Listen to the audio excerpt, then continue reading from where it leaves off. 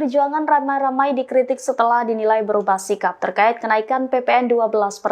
Pasalnya, PDIP menjadi salah satu partai yang menyetujui RUU HPP yang menjadi landasan kenaikan PPN. Namun kini mendadak menolak dan justru mengungkit inisiatif pemerintahan Joko Widodo. Kritikan datang dari Wakil Ketua Umum Gerindra Rahayu Saraswati Djoyo Hadikusumo. Dia mengaku heran dengan sikap PDIP yang mengkritik kebijakan ini. Padahal fraksi PDIP saat itu menjadi Ketua Panitia Kerja atau Panja Pembahasan RUU HPP. Kala itu kader PDIP Dolphy Otnil yang menjadi Ketua Panja. Rahayu mengatakan dirinya hanya bisa senyum dan menggelengkan kepala melihat sikap PDIP sekarang.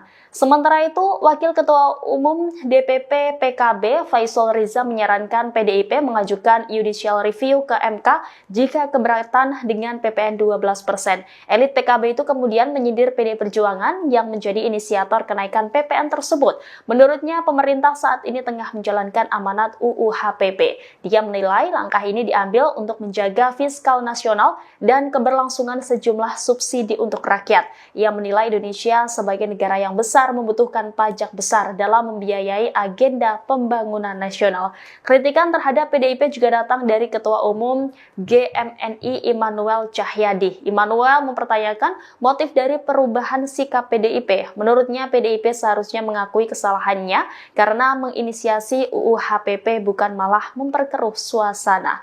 Immanuel justru mengapresiasi langkah Presiden Prabowo yang mencoba mencari solusi yang berkeadilan agar perintah undang-undang tersebut tidak berdampak buruk pada masyarakat kelas menengah ke bawah.